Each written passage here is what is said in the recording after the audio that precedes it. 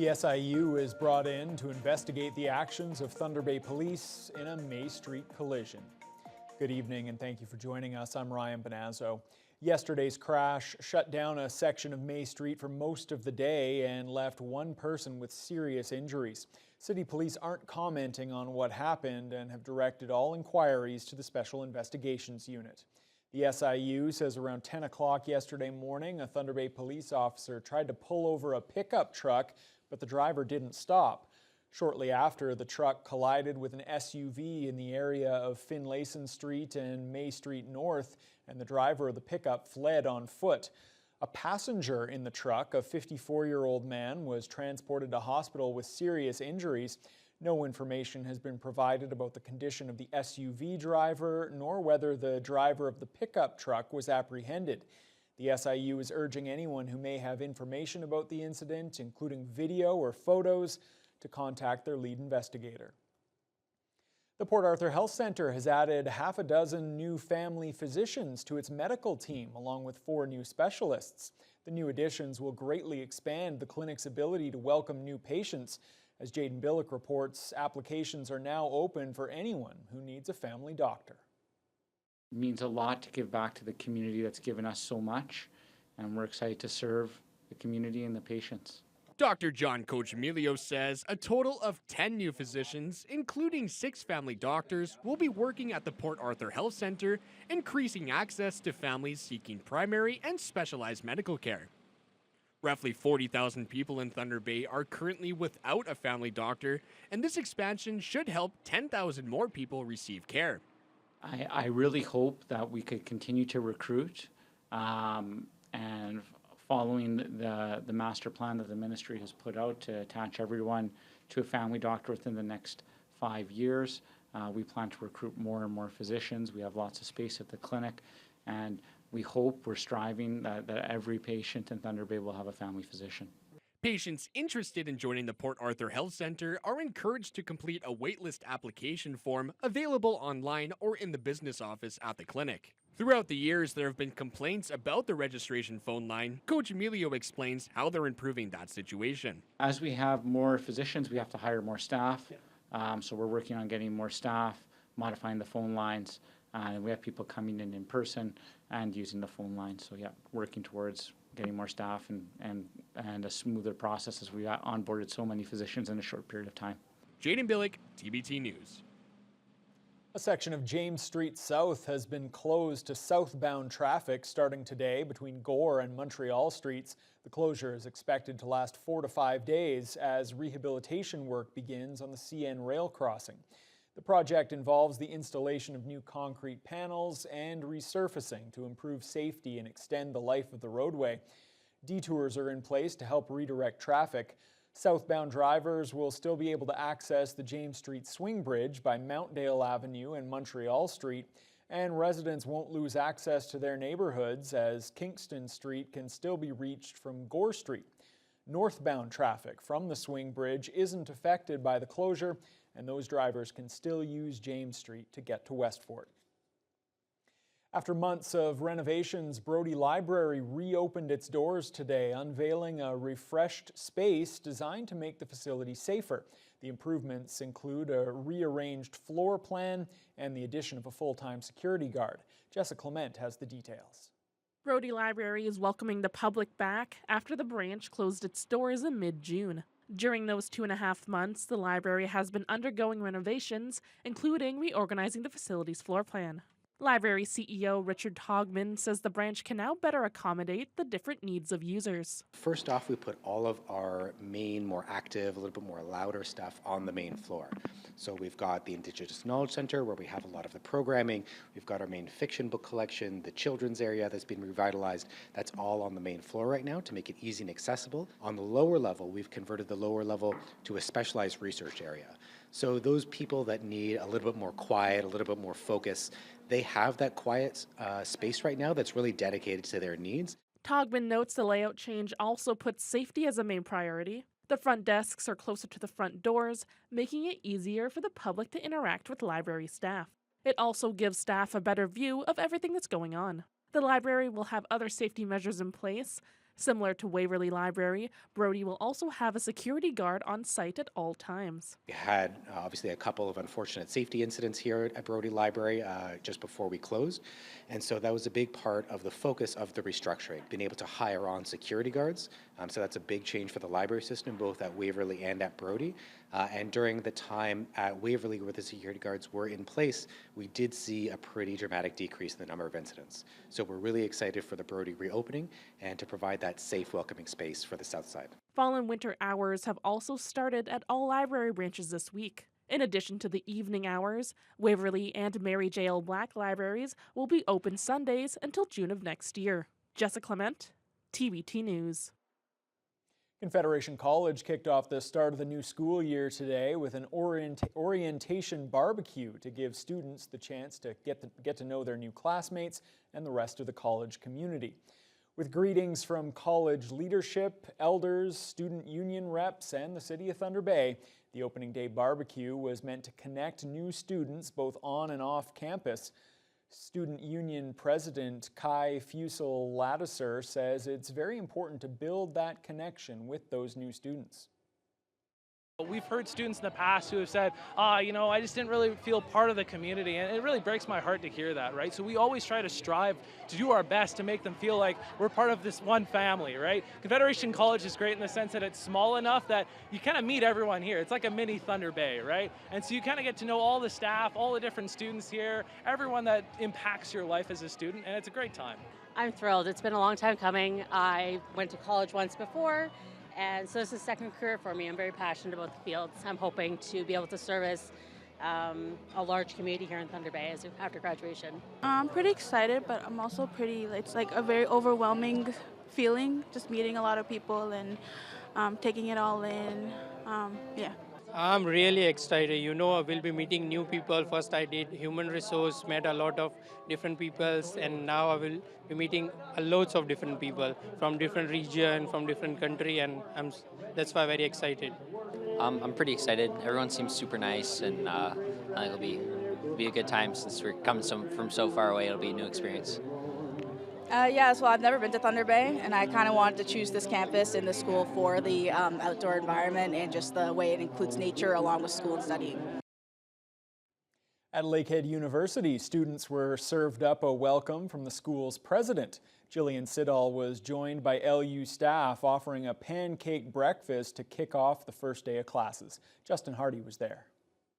The President's Pancake Breakfast, held in the university's main building, was part of Orientation Week, designed to create a supportive and welcoming atmosphere for new and returning students. Jillian Siddall says the start of the academic year is her favorite time, especially seeing students' excitement as they begin their studies, with many traveling from all over the world. It's a big adjustment for students from Canada to come to a new university, and there's even more adjustment if you're coming from another country and you have to learn the ways of this country, and so we do everything we can to make them feel welcome, to give them what they need, help them figure out how to get around the city, how to get around the university, and just provide all the resources they need. It's not every day at the university when the president serves you pancakes herself. Director of Student Success, Paula Jean Broderick, says this breakfast helps students feel connected right away to a community that will be their home for the next few years. Connecting senior executives like President Siddall with new students is really important.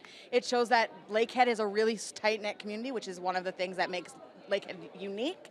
The fact that they can interact and engage with our president, with their professors, with the staff is really important to the community here. And so by having her serve pancakes, they can see how they're in touch and the senior execs are in touch with the student experience. In addition to free breakfast, students had the chance to win prizes such as branded university gear, kitchen appliances, and other essentials to help them settle into campus life.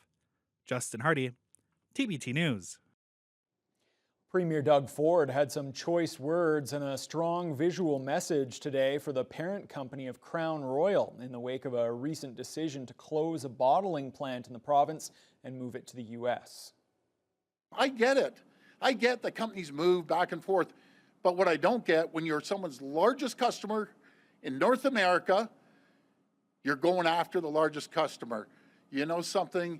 I always say smart people aren't too smart, and you guys are about as dumb as a bag of hammers for doing this. So, You know something? I found a bottle, and I don't even drink, of Crown Royal, right? I see that Crown Royal. I saw it at home. So this is what I think about Crown Royal. That's what they could do. And I think everyone else should do the same thing. Start supporting companies that make whiskey here by Ontario people. That's what we need to do, is support each other. You know something? I'm going to make this even come out. Crown Royal announced last week that it's shutting down its plant in Amherstburg and shifting bottling operations to the United States. The protest followed a news conference where Ford announced a nearly $13 million investment to protect workers in the Waterloo region. The funding will train more than 50,000 people for in-demand jobs in the face of U.S. tariffs. Well, 3 years ago, Premier Ford gave mayors here in Ontario more power to fast-track housing development, but province-wide housing growth has still been slow, and the strong mayor powers have also brought some unintended consequences. CTV's John Woodward tells us why. Building housing among the main goals when Ontario's premier rolled out sweeping changes to city halls across the province, giving mayors extra sway to sidestep city council and hire and fire top city staff. But a new report is questioning whether that's working out. It's stress built upon stress built upon stress. Sabine Matheson with Strategy Corp surveyed 32 chief administrative officers in Ontario cities and found deep concerns about the new powers. We're not getting a lot of the upside, but we're getting the potential risk for the downside, particularly after the next round of municipal elections.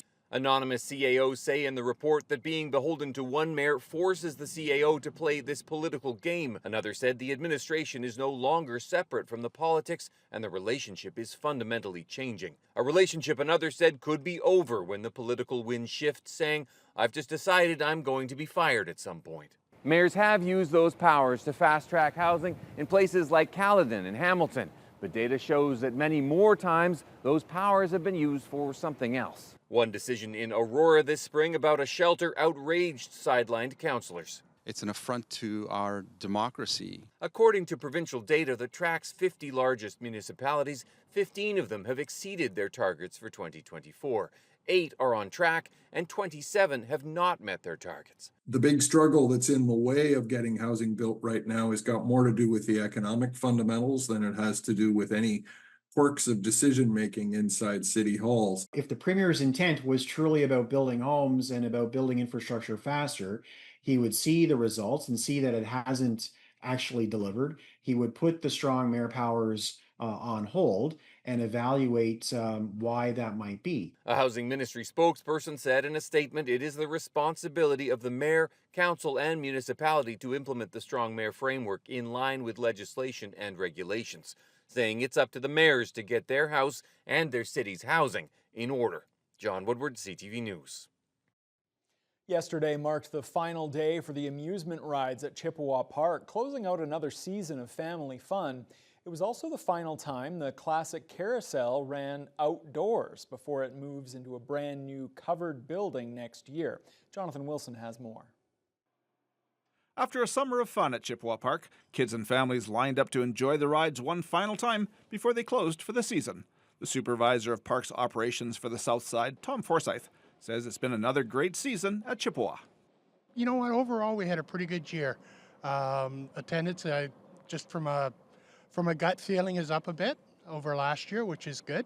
We had some challenges in July when that storm went through, which caused a bit of a scare, but overall we came through that really well. Campground has been doing well. The newly restored carousel will now be relocated to a new $2.1 million structure being built onto the Chippewa Pavilion. This will provide the opportunity for the carousel to be enjoyed in the off-season months for weddings and other private rentals. Forsyth says construction will begin soon and is expected to be completed by the end of May, when the rides traditionally reopen. The final construction drawings are in the process of being developed right now. I know the contractor is anxious to get on site and start doing the foundation work and getting that ready. We'll start disassembling the rides in about a week in preparation for that. And this will be the last year we have to disassemble it, I hope, and then everything will be moved indoors. We spoke to some of the people here about the carousel relocation and how they're enjoying the final day of amusement rides. My brother and I just really like I think it's Chippewa. We really like doing the rides, and it's just really fun. I think that it's just nice having something that's not outside all the time. Yes, my family and I are here to enjoy the rides for the very last day. I have a young daughter and she truly enjoys them. She just runs back and forth and does every ride at least 5 times. My daughter and I have ridden it several times since we just got here, and I can't wait until it's all enclosed and it can preserve it so that it can stay in working order longer. Jonathan Wilson, TBT News. So another sign kind of marking the unofficial end of summer, Haley, but it certainly doesn't feel like that when you look at the temperatures that we've seen over these past few days. Yeah, no, it was a beautiful long weekend, and today was an extension of that. We got fairly lucky, actually, because as the days progressed, we've seen an increasing chance of showers, but so far it's been mostly cloudy. We saw a high of 24 earlier today, around 2 o'clock. And that's 4 degrees hotter than normal for this time of year. And with a humidex of 30, whew, yeah, definitely still feeling summerish. But I hope you really savored that, because that will not be the case for long. We also did see winds pick up a little bit around that same time that we saw the high for our day. It shifted to the south-southwest, and it was around 37 kilometers an hour. So not blowing you away, but also noticeable for sure. As for the region, one area that has started to see some showers and seen a major cool down is Red Lake. They've actually been getting progressively colder as the day's gone on, so 10 is their current low. And they had thunderstorms overnight. They're now seeing drizzle, and they have seen drizzle for most of the day. They've also seen winds from the north-northeast, similarly gusty at times. You could see a few other areas, Pickle Lake in particular, very chilly right now. They're also at their low 8 degrees. They've been under a similar situation. Kenora and Sioux Lookout also fairly similar. There's been some light rain and mist in areas like Kenora and Sioux Lookout, mainly in the afternoon for them, but they have dropped significantly temperature-wise, similar as well. Dryden, they had a brief thunderstorm in the afternoon, and that's what really started to see their temperatures shift. But some areas like Fort Frances and Uppsala still holding on to the 20-degree mark, which is good for them, but mainly overcast skies right now. Now, areas like Atikokan and Armstrong have just recently seen a shift in the last hour or so, only 15 in Atikokan and 14 in Armstrong. And Armstrong's really where we are going to be focusing our attention over the next day or so, because they are under a rainfall warning. The system that's moving through is going to be hovering over their area the longest. They're already starting to see it, and that's why we're seeing that temperature drop. As for Greenstone, whenever they've been getting some stormy conditions lately, they haven't been reporting their sky conditions as well into Environment Canada, but we do know that they are with a risk of thunderstorm right now and a high chance of showers. So that may not have hit right now, and that's why we're still seeing the temperature of 23, but it is on the way for Greenstone as well. Marathon, Wawa, and Sault Ste. Marie have all seen quite a lovely and close to seasonal day for the most part so far. And as you can see, Sault Ste. Marie still under partly cloudy skies, so quite lovely there at 24. As for the system that will be moving through, we see it in the northwest, as I was mentioning earlier in the day, but then we're seeing the system now really starting to build up, and that's why tonight we do have a high chance of seeing it show up in Thunder Bay as well. We could see 15 to 25 millimeters over the course of the night, but after midnight, it'll change to just a 40% chance of showers. Winds will shift though. We're starting around the 20 kilometer an hour mark from the south, but it could shift more north and get quite gusty. Temperature low of 7, Ryan, which is slightly below normal for this time of year. But I'm telling you, tomorrow is gonna be a chilly one. Get that fall sweater ready. Oh, I'm not quite ready for it, but it's okay. It's a great time for fashion. Fashion, leaves will be changing soon. Yeah, That's beautiful always everywhere. a beautiful time. I'm trying to put a positive face. And so many good this here. beverages. Absolutely, yeah. all good things. I got you covered. All right, thanks a lot, Haley.